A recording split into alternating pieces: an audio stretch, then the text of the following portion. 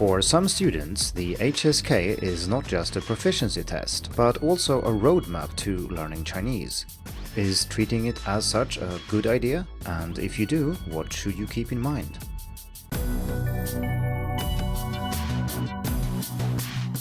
Hello and welcome to the Hacking Chinese podcast. In this week's episode, we are going to talk about the HSK and how some students use it as more than just a proficiency test. This discussion is not actually limited to HSK, but can include any proficiency test. It just happens to be that the HSK is the most commonly used one, at least for non-native speakers learning Mandarin. This discussion is also relevant for any version of the HSK, because as some of you know, the HSK is undergoing certain changes right now, and the latest is that the new levels 7 to 9 have been rolling out during the spring, but that levels 1 through 6 remain unchanged for now, and I'll make sure to leave a link in the description to an article where I discuss everything you need to know about the new HSK. If you prefer to listen, you can check the link, of course, or just go directly to episode 47. So HSK, or 汉语水平考试, is the most widely used proficiency test for non-native speakers of Mandarin, like I said, and we all have a different relationship to this exam. Some of you might not even know exactly what it is or how it works, and others might be doing everything they can to pass a certain level. This all depends on why you're learning Chinese and in what kind of environment you are learning Chinese. In some situations, the HSK is not very useful because if you're enrolled in formal courses, the grades in those courses and the academic credits that you accumulate will be worth more than the exam itself. In other situations, you might have to take the HSK for a specific reason, such as proving a certain minimum level of Chinese when applying for a job, or maybe if you want to study in China. So there are a couple of obvious reasons for why you might want to take a proficiency test regardless what language you're learning. And of course, that is to assess your proficiency. That is what the test is for. And like I said, sometimes this is required or beneficial for you. And then you have a certificate where it says your Chinese is this good. And if you need that, that can be a good thing to have. Even if you don't plan to use the certificate itself, for example, let's say that you are at a lower intermediate level, you might not be able to use that certificate for anything useful because it would require more Chinese than you currently have, but you might still want to take the exam because it's a good way of benchmarking your learning. So for example, if you take the test at the beginning of the semester, you might score a certain amount of points on the reading-listening part, and then if you test yourself at the end of the semester, you should see some progress if you've invested time into reading and listening. This is something I did a lot when I lived in Taiwan for the TOCFL, which is a corresponding proficiency test there. Since they were revising and upgrading the exams, they offered lots of test versions or non-formal versions, so you could go and take the test, but you wouldn't get a real certificate at the end. That didn't matter to me though, because I just saw this as a practice opportunity, both for taking this kind of test itself, but also to practice some reading and listening and receive a score based on my performance. And of course, since I did this more than once per semester, I could then monitor my progress and see how I was doing. So I think these usages of a proficiency exam are the most common ones. So either you want the certificate itself, or you want an objective assessment of your ability so as to direct your future studies. But in this episode, I want to talk about using HSK for much more than that. There are people who treat the HSK more like a curriculum or a roadmap to learning Chinese, and we will discuss if this is a good idea, and if you're doing so, what things you should keep in mind, because there are certain problems with this approach. And in many cases, it will mean that, no, this actually isn't a good idea, you shouldn't do this. But if you really want to, you can still do it, of course, and then I will give you some advice for how to do it properly. Like I said before, we all differ in how much we know and care about the HSK, so I'm trying to make this episode interesting for those who don't care that much, and also for those who care an awful lot. To be honest, this episode is the result of thinking about this issue for many years, because I've noticed that there are people who care much more about the HSK than would be indicated by the discussion I had before about using it as a certificate or as a benchmarking tool. People might say things like, yeah, I'm working my way through HSK 3. Or there were lots of people who were really upset when they figured out that the new HSK, the 3.0, have redesigned the scale so that what might have been HSK 3 before turned out to be HSK 1 or 2 now. And I also know that many students care deeply about the vocabulary list and the grammar lists and so on. These are very popular over at Skritter, and my article discussing these things is also very popular. Still, when discussing these things with people or reading about their experience online, it seems like people make a lot more out of the HSK than it actually is. It isn't a curriculum, it certainly doesn't cover everything you need to know, and even if you just limit it to, say, vocabulary knowledge, going through a list and memorizing all the words will not necessarily improve your ability to communicate in Chinese all that much. And that's why most people are learning Chinese, so having a very heavy focus on memorizing word lists, for example, even if they are official and standardized, is usually not a very good idea. Unless, of course, you really want that certificate because you want to apply for something. But these cases are actually quite rare, and I bet that most people who are focusing on the HSK do so for other reasons. And like I said, I found this a little bit strange, but that is, again, because we come from different backgrounds and we study Chinese for different purposes. So here I want to explore the reasons why I think the HSK is being used as a kind of roadmap to learning Chinese, whereas this is in many cases not necessarily a good idea. So the first reason is that HSK provides well-needed structure if you don't have an actual curriculum. So if you're enrolled in a program for learning Chinese, you can assume that the person who designed the program has certain experience and has structured the courses in a way that will allow you to learn and progress in the language. But if you're learning on your own, you don't have access to this, but you still need some kind of structure. Most people are simply not okay with randomly reading and listening to things, learning a few words here and there, and speaking and writing when the opportunity arises. So they want some kind of structure to their learning, and if you're looking at something like the HSK, it specifies a certain number of words and vocabulary points for each level, so it seems to provide a good goal to aim for. After all, which words you learn is actually rather important, and if you haven't listened to episode 96 where we discuss how to decide what words to learn, you might think that simply going with the next HSK level is a good plan. Second, HSK is actually quite useful for figuring out what language is the most useful, especially at lower levels. You could, of course, use a frequency list or something like that, but those are usually based on written language and they are not adjusted for foreigners in particular, whereas the HSK is. So that means that the HSK puts some words that are especially useful for foreigners, perhaps visiting China, in the lower levels, even though they might not have merited such a high position if we just care about frequency. So for example, if we pretend that you learned words only based on their frequency, it would take a while before you get to words like train station and toilet, because to be honest, they are not that common. But if you are learning Chinese as a foreigner planning to visit China, learning these words almost from the first day or first week at least is actually quite sensible, because you really need these words when communicating on your level. So useful is not the same as frequent or common, and for at least, like I said, the lower levels of HSK, they have made a fairly good job of choosing words that are relevant for non-native speakers.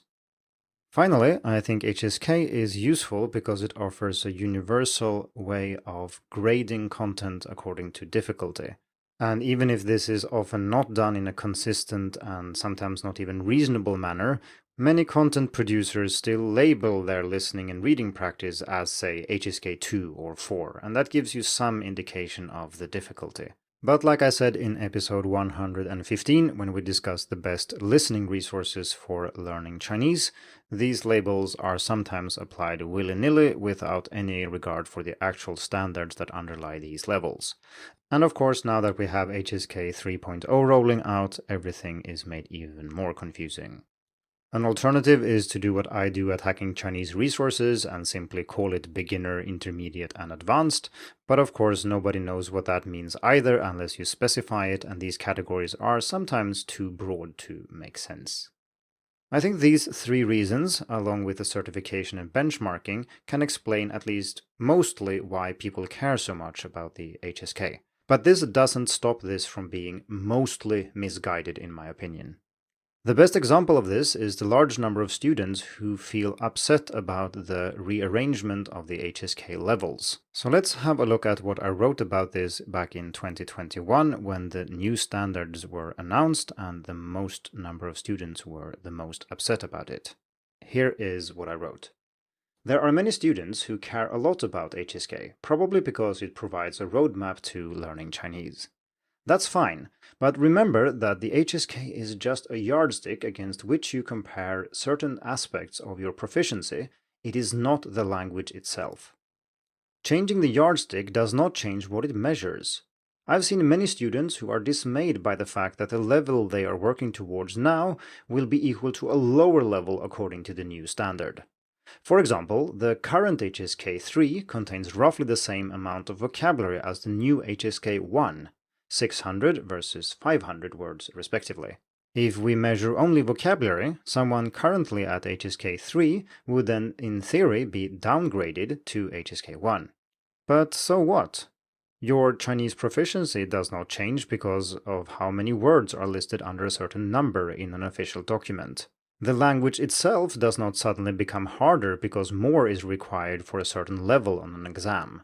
And most importantly, your ability to communicate in Chinese is the same on June 30th as on July 1st.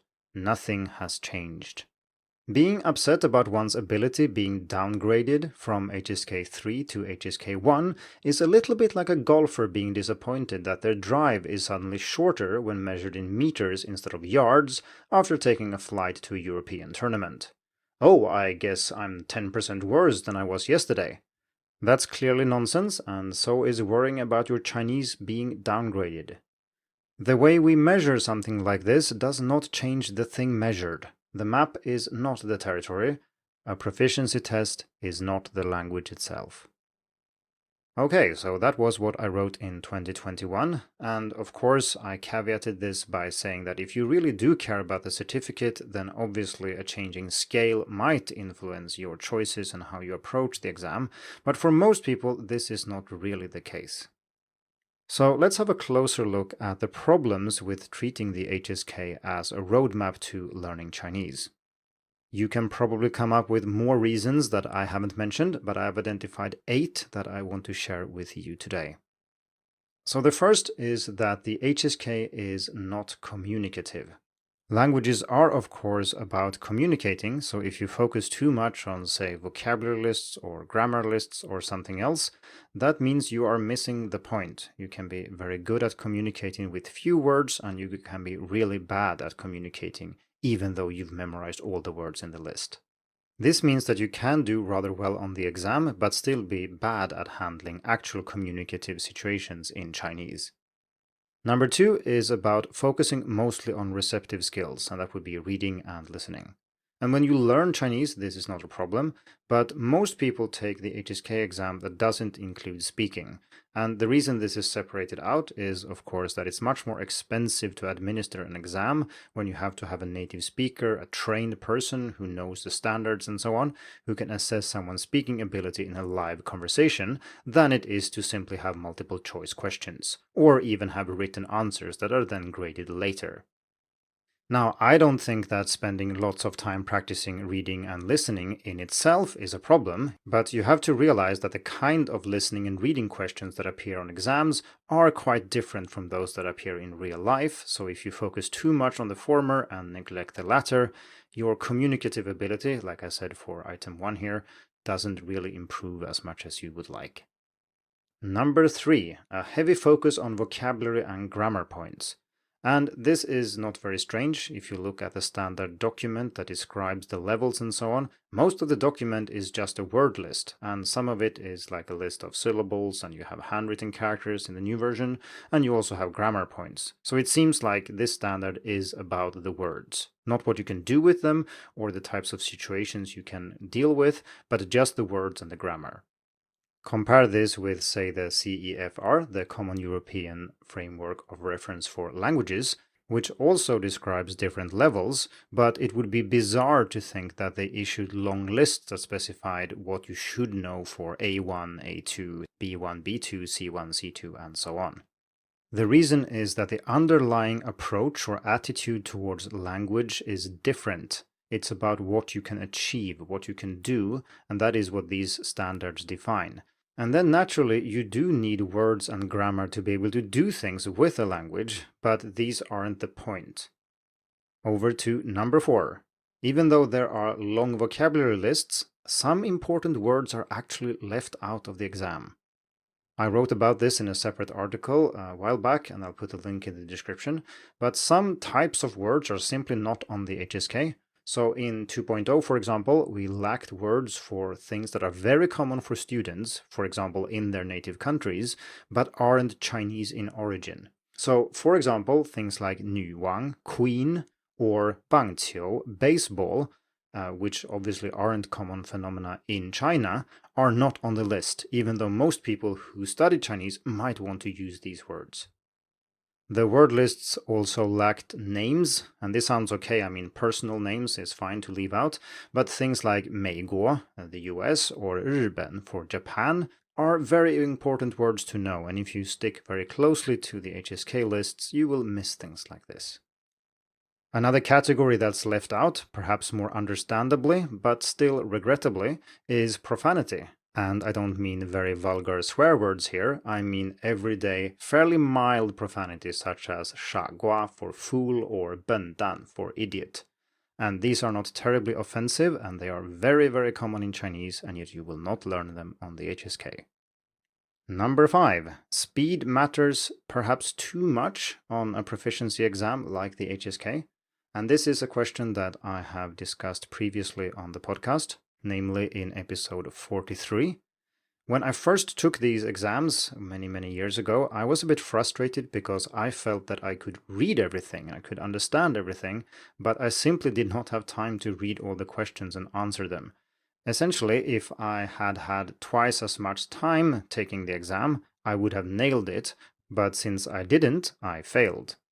Since then, I have realized the error of my ways, and I nowadays think that reading speed is usually a pretty good indication of how good your reading ability is, because if you are able to finish all the reading questions on an advanced exam, your reading ability is certainly much better than if you can't, and this is a legitimate thing to test for, I think. However, there might be many situations, and for some students, speed simply might not be an issue. And I do think it's very different to be able to read something but slowly, and not being able to read it at all. So this again is an example of something where your goals for learning Chinese can be misaligned with the HSK or other proficiency tests. Another such example is number 6, that the HSK focuses on certain topics over others. And this is natural. If you make an exam that everybody's supposed to take, you have to pick topics that are firmly in the mainstream. You cannot choose very weird topics or those that are niche or specific for a certain profession or something. But you, as an individual learner, is not thus constrained. You can learn whatever you want, and you should. Maybe you learn Chinese for a specific situation, for work maybe, and then those topics are what matters to you, not what some test creator decided that you should read about. Maybe it's a story about some cultural phenomenon you don't care about. Or perhaps you want to use Chinese to be able to interact with people when playing online games, what do I know? And these things will not come on the exam. Instead, it will talk about things you don't care about, and thus it's a poor indication of your proficiency in the area that matters to you. This can be related to what I said earlier about the vocabulary lists being very useful at lower levels but not on higher levels. Because if you think about it, there is only one way of being a complete beginner at Chinese, not knowing anything, but there is an infinite number of ways of being, say, an upper intermediate learner. That means that when you start learning, the HSK word list for the lower levels is a pretty good guide to what kinds of words you should be learning, but the more you advance, the less likely it is that these words are actually helpful. And this is not limited to proficiency tests as such, it's the same for courses and for textbooks and so on. So essentially you need to be more and more in charge of what you are learning if you want to keep learning things that are useful for you. Number 7 is only using standard language. And of course, the HSK strives to test your ability in standard 普通话. That's what the test is about. But if you know anything about China, you know it's a huge place with lots of people who speak lots of other topolects or other variants of Chinese. And when they speak Mandarin, they are not going to speak like your teacher does, or your textbook audio, or indeed the recordings that you have for the listening part of the exam. The audio you encounter on the exam or in materials created for preparing for the exam won't contain regionally accented Mandarin. It won't contain words that aren't part of the standard language, even though they are extremely common. And an example from HSK 2.0 again here is words like 这里 and 那里 are actually not on HSK because they only include 这 and 那儿. But of course, 这里 and 那里 are extremely common. So if you actually want to communicate with real people, you need to move beyond HSK. The eighth and final point I want to bring up is that test-taking skills matter too much. And this shouldn't come as a surprise to anyone, but when taking an exam, it matters a lot that you're good at taking exams. You need to know the structure of the exam, you need to know how to manage your time, and you need a lot of small skills that you develop by taking the test multiple times, by studying mock exams, and so on. The problem is, of course, that these things are completely unrelated to your actual proficiency in Chinese. So, for example, knowing how you should distribute the time across questions obviously doesn't make you better at reading, but it will certainly increase your score on the reading exam. Naturally, if you do care about your grades on the HSK or any other exam, studying things like this and getting better at test taking itself is extremely useful. I'm just cautioning against taking the test result as an accurate assessment of your reading ability in this case. So these 8 points I've brought up are all examples of when focusing too much on the HSK can be problematic, and it's usually because the HSK doesn't have the same goal in mind as you have. And that further highlights the importance of knowing why you are learning so you can use that to determine your own curriculum or your own way forward. So I don't think the HSK is a terribly good roadmap. It is a good start and it's sometimes better than nothing, but you need to be in charge yourself to end up where you want to be and not where someone else wants you to be. It's also worth noting here that proficiency and test results really aren't the same thing. I've met many people who are extremely good at Chinese, they are very good at communicating and they can do everything they want in Chinese, but they still fail the exam. For various reasons. Maybe they focused on things they think important, or they are simply not good at taking the exam. I've also seen the opposite many times, people who pass exams but still can't use the language in real-life situations. In general, though, I think we can say some things, especially about reading and listening. Because someone who does pass an advanced reading exam, for example, probably are quite good at reading, because there's no way you can fake your way through something like that. However, someone who fails the same exam, we know much less about. It could be that their reading just isn't very good, but it could also be lots of other things that mean that their proficiency isn't matched to the things that are being tested on the exam. And I think this is the key insight here, and it's something I have talked about and written about before, but how you measure your progress actually can influence how you study. And this is usually not a good thing unless you're extremely careful with how you measure your progress. So for example, let's pretend we take the HSK results at face value and we just say that they are accurate representations of actual proficiency. If you care about the results then, that means that focusing only on words that are included in the official lists is great, because, well, other words, even though they might be common in the real language, they simply won't be on the exam, so why learn them? If handwriting is on the exam, then it makes sense to invest hundreds or thousands of hours making sure you know that, but reading other people's handwriting, which certainly won't come on the exam, is not something you should do then, even though it might actually be more useful than learning to write by hand yourself.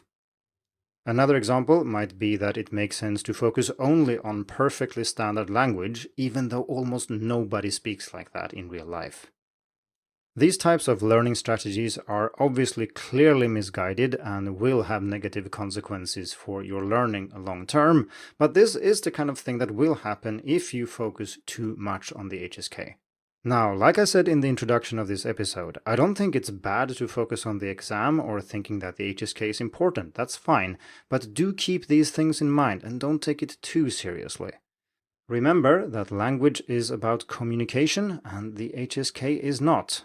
If you want to pass exams, it's fine to focus on that, but if you want to communicate with real people, you need to do that too.